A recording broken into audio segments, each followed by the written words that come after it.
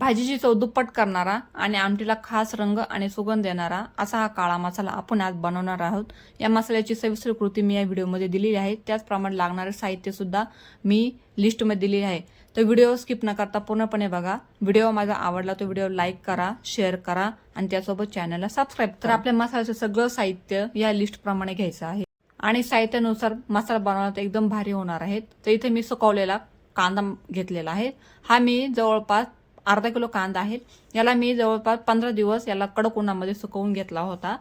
3 kilo कांदे मी बारीक cut करून घेतले होते. आणि इथे मी आता अर्धा किलो खोबरे हे घेतले.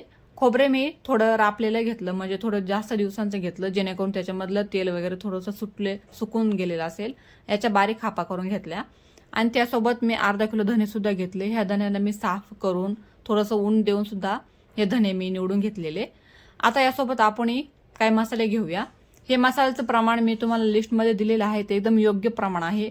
मी दरवर्षी असा मसाला करते. तसेच आमच्या नाशिक भागामध्ये घरोघरी असा मसाला बनवला जातो. एकदा हा मसाला बनवला तर वर्षभर हा मसाला आरामात टिकतो. आणि त्याचप्रमाणे प्रत्येक काळी भाजी बनवताना किंवा सुकी भाजी बनवताना सुद्धा या मसाल्याचा वापर केला जातो.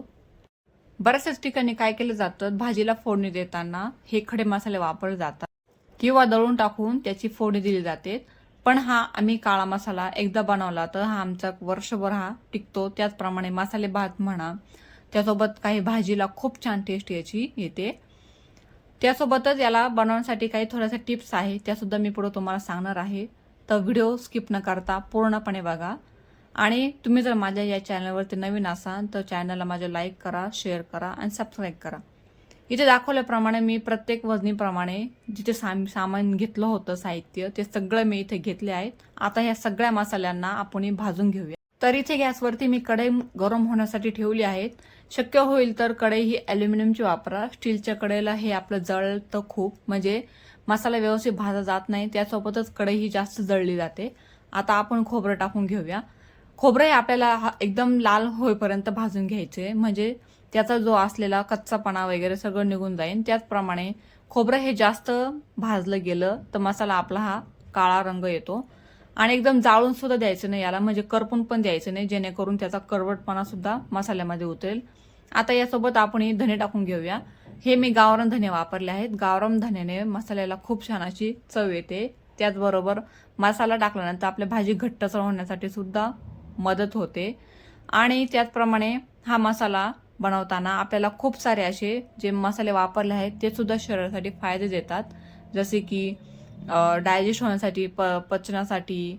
आणि त्यानंतर काही मसाले हे सुगंध चव देण्यासाठी खूप मदत करतात. तर इथे मी आपला कांदा घेतलेला.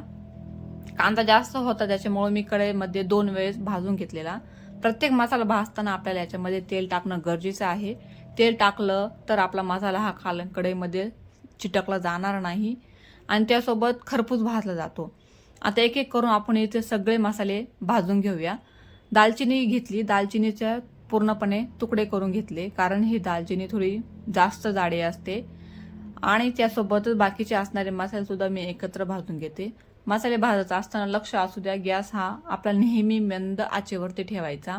फास्ट गॅस करायचा नाही किंवा मध्यम आचेवरती ठेवायचा. फास्ट गॅस केल्याने अख्खे मसाले आपले करपले जातील आणि सगळे मसाल्यांना करवट अशी टेस्ट येईल. मसाले भाजत असताना खूप छान अशी सुगंध येत होता, कारण हे मसाले भाजल्यानंतर याला खूप असा छानसा वास येतो. त्यासोबतच मी राहिलेले असले जिन्नस सुद्धा एक एक करून भाजून घेते. बऱ्याच ठिकाणी या काळा मसाल्याला गोडाचा मसाला सुद्धा म्हटले जाते. आमच्या नाशिक भागामध्ये याला काळा मसालाच बोलला जातो. त्याचप्रमाणे मी इथे एक एक करून सगळे जिन्नस असे भाजून घेत आहे. इथे आपल्याला कमी गॅसवरती दगडी फूल किंवा जिरे हे आपल्याला कमी गॅसवरती भाजायचे आणि हे वेगवेगळे भाजायचे, जेणेकरून ते करपले जाणार नाही. खडे मसाले म्हणजे जे जाडे असणारे मसाले ते आपल्याला एकाकडे एकत्र भाजले तरी चालेल. तर हे पातळ असणारे म्हणजे जिरे, ओवा वगैरे हे आपल्याला वेगळे भाजायचे. तर इथे मिरच्या सुद्धा मी व्यवस्थित भाजून घेते. तुम्हाला जर थोडं जास्त तिखट हवे असेल किंवा जास्त रंग हवे असेल, तुम्ही मिरच्यांचं प्रमाण 100 ग्रॅमच्या ऐवजी 200 ग्रॅम घेतलं तरी चालेल. तुमच्या तिखटानुसार तुम्ही मिरच्या वापरा. तर इथे मी तेजपत्ता छानपैकी कट करून घेतला. तेजपत्ता कट केल्यामुळं हा एकदम मसाला व्यवस्थित भाजला तो, म्हणजे कसं होतं याला पलटी मारताना हे कढईच्या बाहेर जात नाही. आणि दगडफूल सुद्धा आपल्याला याला अवघी अर्धा मिनिटं हलकंसं भाजून घ्यायचं, कारण हे लवकर करपलं जाईल. तुम्ही बघू शकता इथं सगळ्या प्रकारचे आपले मसाले पूर्णपणे भाजून झालेले आहेत. आता हे मसाले आपल्याला छानपैकी थंड होऊन द्यायचे. तुम्हाला जर वेळ असेल दळण्यासाठी तर तुम्ही ह्याला असेच हलकं टोपमध्ये किंवा परातीमध्ये थंड होण्यासाठी ठेवलं तरी चालेल, पण मला लगोलग दळायचे होते म्हणून मी याला लगेच थंड करून घेतले आणि घरगुती गिरणीमध्ये हे दळण्यासाठी दिले. दळताना हा माझा पूर्णपणे वजनीप्रमाणे 2 किलो मसाला दळला गेलेला. आता हा मसाला घरी आणल्यानंतर आपल्याला चाळणीने चाळून घ्यायचा. तर आपल्या इथं चाळणीने का चाळायचा? मसाला दळत असताना त्याच्या गुठळ्या तयार होतात. त्याचप्रमाणे जर थोडासा खोबरंचं आपलं असतं ते दळलं जात नाही, तर ते वाया घालवण्याच्या ऐवजी आपल्याला त्या खोबऱ्याला पुन्हा एकदा दळून घ्यायचं आणि ह्या गुठळ्या चाळताना आपल्याला याला फोडून घ्यायच्या.